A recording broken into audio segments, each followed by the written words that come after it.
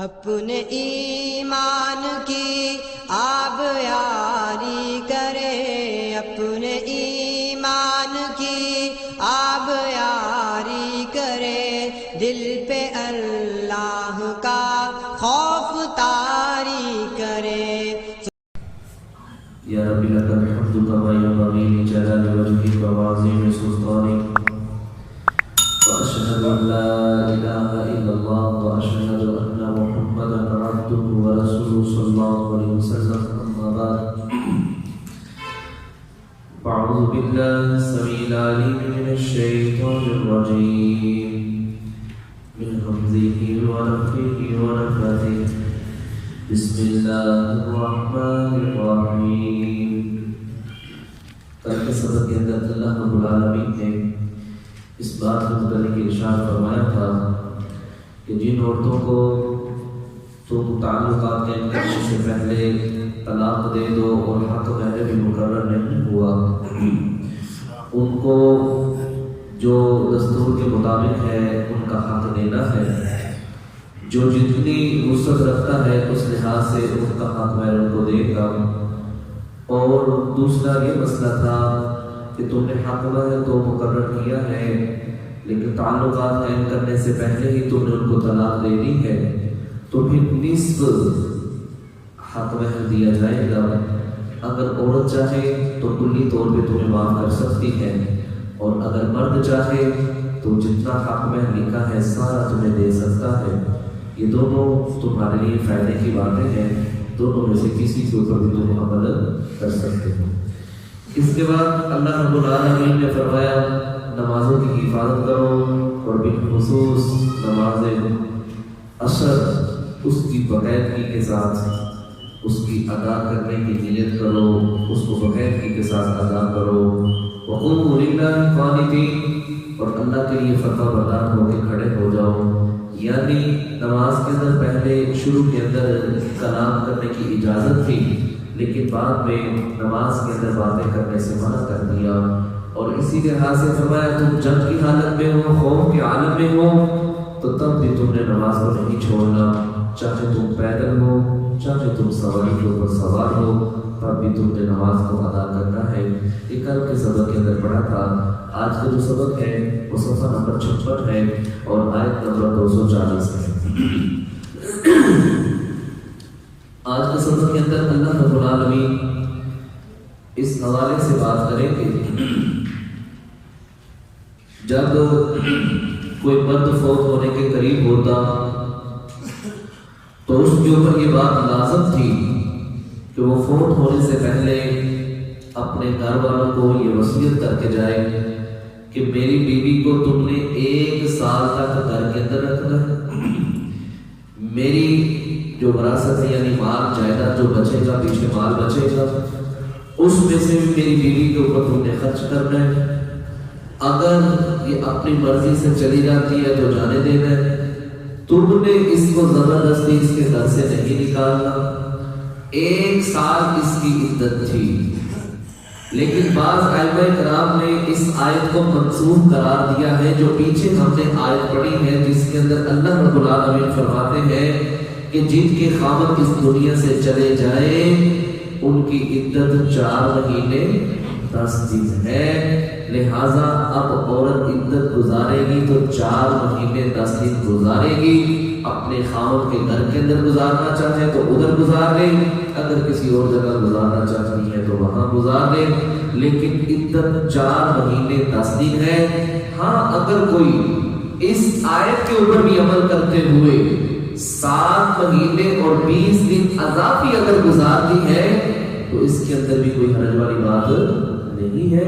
اگر 4 مہینے 10 دن گزارنے کے بعد اپنا نکاح کرنے کی کسی کی طرف فرمائش کرتی ہے، پیغام بھیجتی ہے یا کوئی پیغام اس کی طرف بھیجتا ہے تو اس کے اندر بھی کوئی حرج والی بات نہیں ہے۔ اس حوالے سے پڑھیں گے۔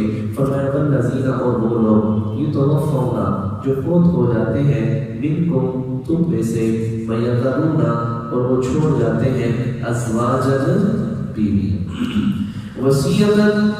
وصیت کرنا لازم ہے لِأَزْوَاجِهِمْ ان کی بیویوں کے متعلق، کس چیز کی وصیت؟ متاعن، خرچ کرنا ہے، الی الحول، 1 سال تک، غیر اخراج، بغیر گھر سے نکالنے کے، ان کو گھر سے بھی تم نے نکالنا نہیں۔ اس کے اندر 1 سال کی حد تک خرچ کرنے کے متعلق کہا گیا ہے۔ یہ اس طرح سمجھ لیے کہ جس طرح یہ وراثت کا ایک حکم نازل نہیں ہوا تھا، اس کے مد مقابل یہ انسان اپنی طرف سے کہتا تھا اس کے اوپر 2 لاکھ 10 لاکھ 15 لاکھ بھی ہے، اس کے اوپر خرچ کر دے گا۔ لیکن جب اللہ رب العالمین نے وراثت کے مکمل قانون کو نازل کر دیا، مکمل قانون بنا دیا کہ اب وراثت کا معاملہ یہ ہے، اس طرح تقسیم ہوگی، تو اب جن کے متعلق میرے رب نے حق مقرر کر دیے ہیں، اب ان کے متعلق کوئی وصیت نہیں ہوگی۔ یہاں بیوی کا اگر اولاد نہیں ہے تو 4تھا حصہ بنتا ہے، اگر اولاد ہے تو 8واں حصہ بیوی کا ایٹومیٹکلی بن جاتا ہے، کیونکہ اللہ رب العالمین نے ان حقوں کو فرض قرار دیا ہے۔ یہ وراثت ہے، یہ میراث ہے۔ اب کوئی وراثت کے اندر وصیت کر کے جائے یا نہ جائے، اور بلکہ پابندی ہے کہ جن کے میرے رب نے حق مقرر کیے ہیں، بیٹا ہے، بیٹی ہے، اسی طرح ماں ہے، باپ ہے، بیوی ہے، ان کے متعلق کوئی بھی دنیا کے اندر وصیت کر کے نہیں جا سکتا، کیونکہ ان کے حصے میرے رب نے مقرر کر دیے ہیں۔ اگر وصیت کرنی ہے تو ان لوگوں کے متعلق وصیت کرنی ہے جو اس حق کے اندر شامل نہیں ہے۔ تو فرمایا فَإِنْ خَرَجْنَا، بس اگر وہ نکل جائے خود بخود، وہ کہتے ہیں نہیں جی ہم نے نہیں رہنا، 4 مہینے 10 دن گزارنے کے بعد وہ چلی جاتی ہے، کہتی ہے ہم نے بس اتنی عدت گزارنی ہے، یا اس کے بعد نکاح کے پیغام کو قبول کر لیتی ہے، فَإِنْ خَرَجْنَا، بس اگر وہ خود بخود چلی جائے، فَلَا جُنَاحَ عَلَيْكُمْ، تو تمہارے اوپر اس طرح سے کوئی گناہ نہیں ہے۔ یعنی اگر وہ کہتے نہیں میں نے خاوند کے گھر میں عدت نہیں گزارنی، میں نے کسی اور کے گھر میں عدت گزارنی، کوئی مسئلہ نہیں، اپنے آپ چلی جائے تو کوئی مسئلہ نہیں، لیکن جو پیچھے وارث ہے، جو فوت ہونے والا ہے، ان کے ذمہ یہ بات ہے وہ خود بخود اس عورت کو دھکے دے کے گھر سے باہر نہیں نکال سکتے، یعنی اس کے اوپر ظلم اور زیادتی کرتے ہوئے یہ قدم نہیں اٹھا سکتے۔ اگر وہ اپنے کہنے رضامندی کے ساتھ جانا چاہتی ہے تو فافیہ کوئی مسئلہ نہیں ہو جا سکتی ہے۔ فیما فعلنا فی انفسہن، جو وہ کرے اپنے معاملے میں بالمعروف، دستور کے مطابق، یعنی عدت گزر گئی ہے، پیریڈ گزر گیا ہے، زیب و زینت اختیار کرے، اس کے اندر کوئی حرج والی بات نہیں، کوئی نکاح کا پیغام بھیجتا ہے اس نکاح کے پیغام کو قبول کر کے اپنی شادی کر لے، اس کے اندر بھی کوئی حرج والی بات نہیں ہے۔ اور یہ بات یاد رکھیے، کوئی بھی عورت ہے ولی کے بغیر نکاح نہیں کروا سکتی، ولی کے بغیر اس کا کوئی نکاح نہیں، لا نکاح بولی شی، جو ولی کے بغیر نکاح کرتی ہے وہ جب تک زندگی گزاریں گے تو بدکاری کے اوپر زندگی گزاریں گے، تو خود بخود کوئی عورت بھی نکاح نہیں کر سکتی ولی کی اجازت کے بغیر۔ واللہ، اللہ عزیز الحکیم، اللہ خوب غالب، حکیم، خوب حکمت والا ہے، اس کو کوئی بھی دنیا کی طاقت مغلوب نہیں کر سکتی۔ ولی مطلقات، یہ مطلق بات ہے، جتنی طلاق یافتہ عورتیں ہیں، متاع فائدہ دینا ہے بالمعروف، دستور کے مطابق۔ مثال کے طور پہ ایک بندے نے حق مہر مقرر کیا تھا 5 لاکھ روپے، اس نے اپنی بیوی کو طلاق دے دی، تینوں طلاقیں دے دی، فارغ کر دیا۔ اب 5 لاکھ روپیہ تو اس نے دینا ہی دینا ہے، تو چلو تھوڑا اوپر بڑھا کے دے دے، 6 لاکھ روپیہ دے دے، 5 لاکھ روپیہ دے دے، اور 6 لاکھ اس کے کم دے دے، یعنی جو مقرر ہو چکا ہے اس سے تھوڑا اضافی کر دے، تو اس کے اندر بھی کوئی حرج والی بات نہیں ہے، یہ بھی تم اس کو پر احسان کرو گے۔ حقاً، یہ حق ہے علی المتقین، متقی کے ذمے، متقی کو اس معاملے میں زیادہ کام نیکی کا کرنا چاہیے۔ کذالک، اسی طرح یبین اللہ، بیان کرتا ہے اللہ لکم، تمہارے لیے آیاتہ، اپنی آیات کو، لعلکم تعقلون، تاکہ تم عقل کرو، سمجھ رکھ سکو، سوچ سمجھ اختیار کر کے تم اللہ کے دین کو قبول کرنے کے لحاظ سے جو اللہ نے حکم دیا اس کو قبول کرو، جس سے منع کیا اس سے باز آ جاؤ۔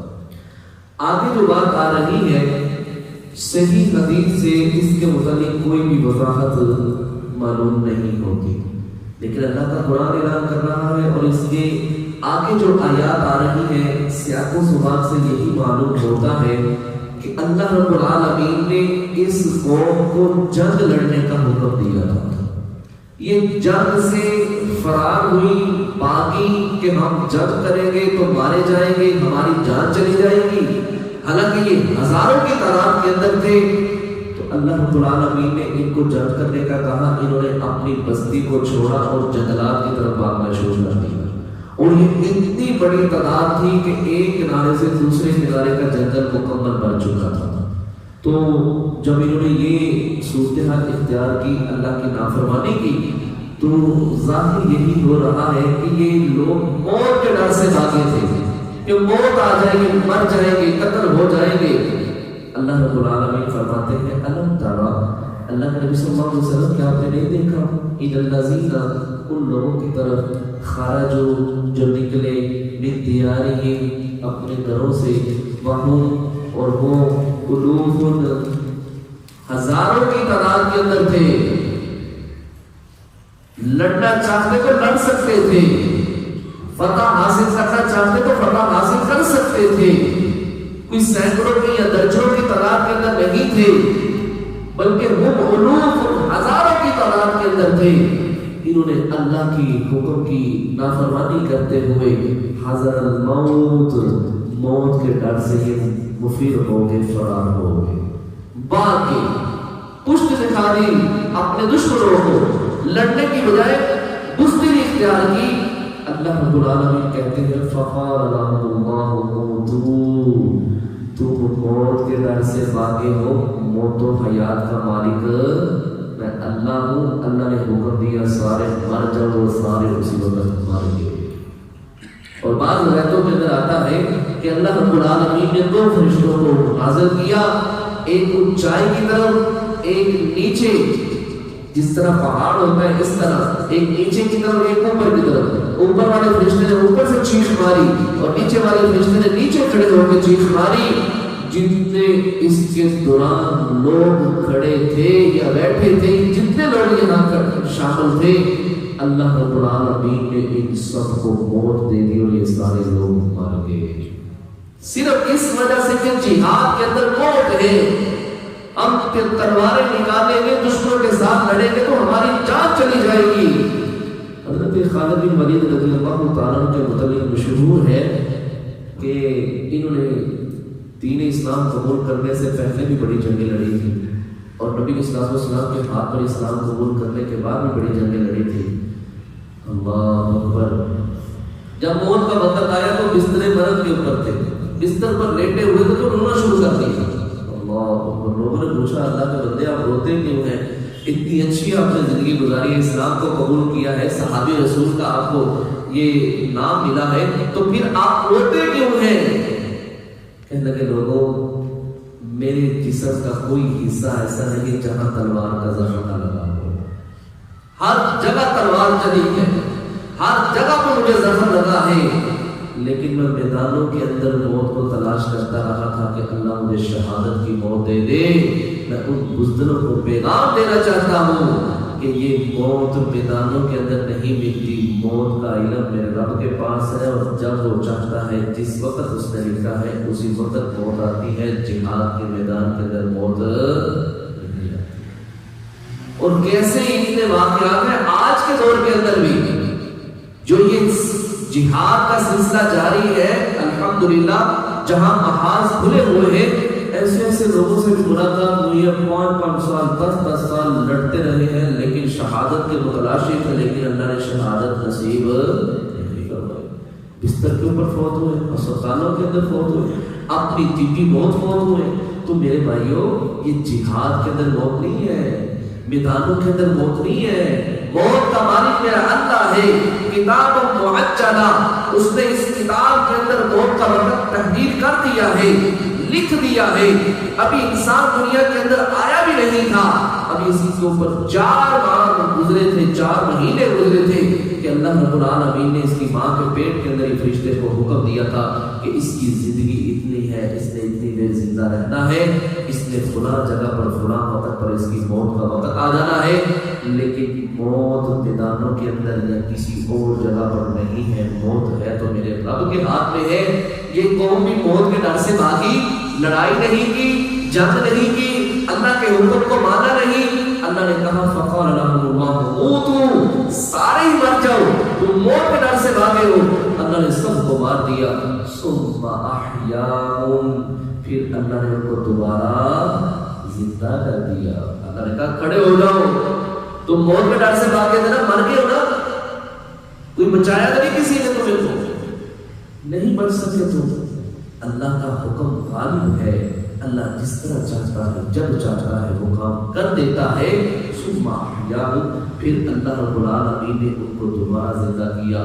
اللہ یہاں یہ پیغام بھی دے رہا ہے، لوگوں مرنے کے بعد جس طرح میں نے ان کو زندہ کیا تھا، تمہیں بھی کل قیامت والے دن مرنے کے بعد زندہ کروں گا انشاءاللہ، اور تم سب نے میرے پاس حاضر ہونا ہے۔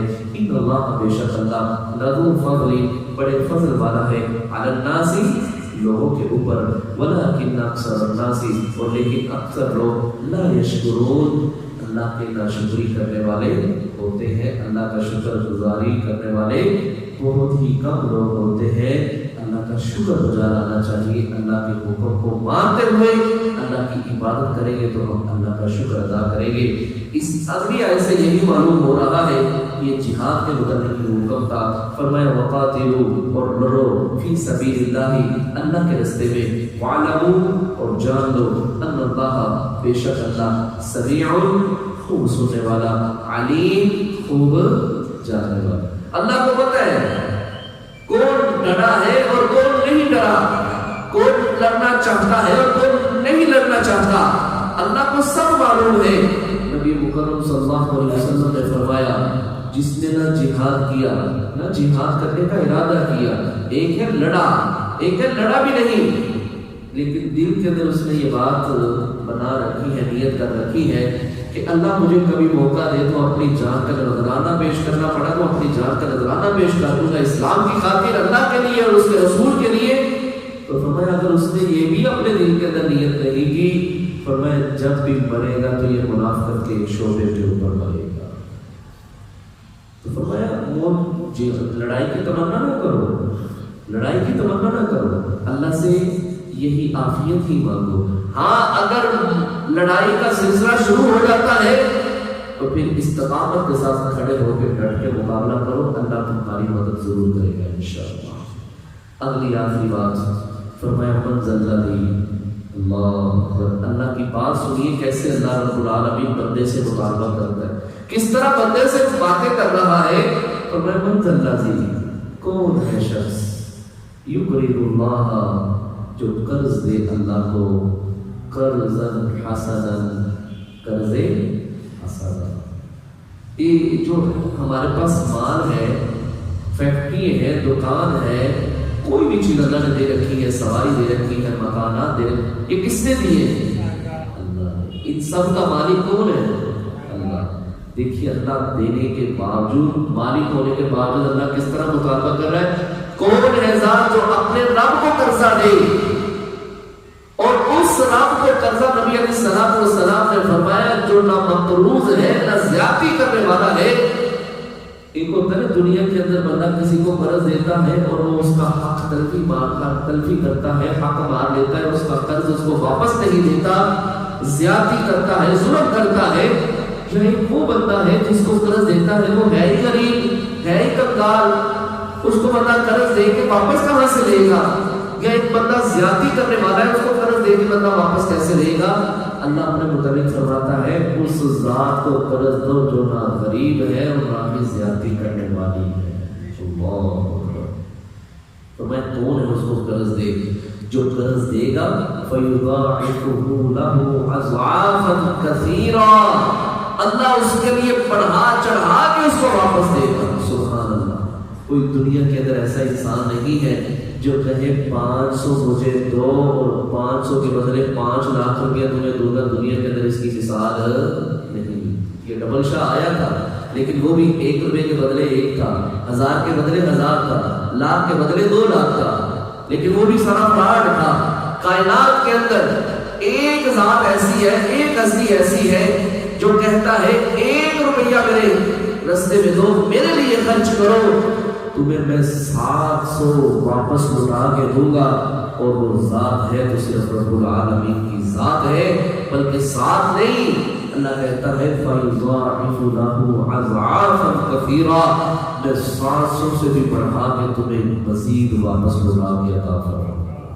اللہ، اس لیے اسماء بنت ابی بکر رضی اللہ تعالیٰ عنہ کو نبی صلی اللہ علیہ وسلم نے فرمایا اسماء گن گن کے نہ دو، اللہ بھی گن گن کے دے گا، جوڑ جوڑ کے نہ رکھ، روکے نہ رکھ مال کو، مگر نہ اللہ بھی روک لے گا، پھر تمہارے اوپر کون خرچ کرے گا، تمہیں کون عطا فرمائے گا رزق؟ جب اللہ ہی نہیں دے گا تو پھر تمہارے پاس رزق کہاں سے آئے گا؟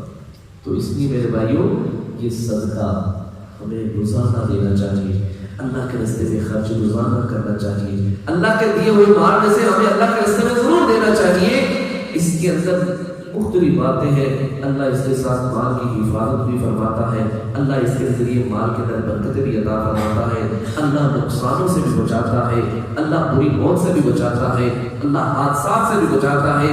اس سے اپنے ذہن کو سمجھانے والی بات ہے، الشیطان یعدکم الفقر ویأمرکم بالفحشاء، تم اللہ کے راستے میں خرچ کرتے ہو تو شیطان وسوسہ ڈالتا ہے تو تیرا مال ختم ہو جائے گا، تو غریب ہو جائے گا، کنگال ہو جائے گا، تیرا پیسہ روپیہ ضائع ہو جائے گا۔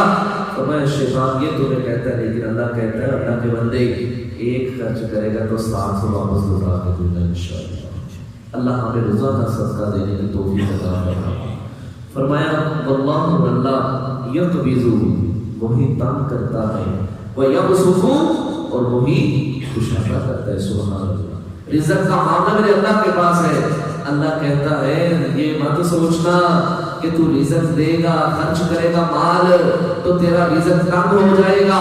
یہ بات اپنے ذہن کے اندر بٹھا لے کہ رزق کو تنگ کرنے والی ذات بھی اور رزق کو کشادہ کرنے والی ذات بھی اللہ کی ذات ہے۔ وہ جس کو چاہے تھوڑا دے، جس کو چاہے زیادہ دے، جس کو چاہے بے حساب دے، جس کو چاہے 1 وقت کا کھانا بھی نہ دے، اس کو کوئی بھی پوچھنے والا نہیں ہے۔ فرمایا وَإِلَيْهِ تُرْجَعُونَ، یہ بات یاد رکھو، اللہ کے دیے ہوئے مال میں سے خرچ نہ کیا تو تمہیں اللہ کی طرف ہی لوٹ کر آنا ہے، پھر اللہ تم سے حساب لے گا۔ اگر اللہ کے دیے ہوئے میں سے جس طرح اللہ نے حق مقرر کی ہے ان حق داروں کو ان کا حق ملے گا تو اللہ رب العالمین تمہیں اس کا ضرور بدلہ عطا فرمائے گا۔ تو سب نے میرے پاس آنا ہے، پھر ایک چیز کے متعلق سوال ہوگا اور ان کا تمہیں جواب دینا پڑے گا۔ یہ تھا میرے بھائی آج کا سبق، جس کے اندر اللہ رب العالمین نے موت کے متعلق فرمایا موت کا معاملہ میرے ہاتھ میں ہے، جب چاہوں جیسے چاہوں تمہارے اوپر موت آ سکتی ہے۔ اور پھر قرض کے حوالے سے بات کی کہ جو اللہ کے راستے میں خرچ کرتا ہے اللہ اس کو بڑھا چڑھا کے واپس دیتا ہے۔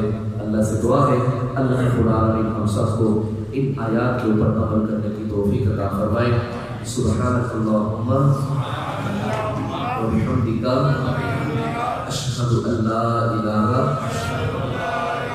الا انت، استغفرک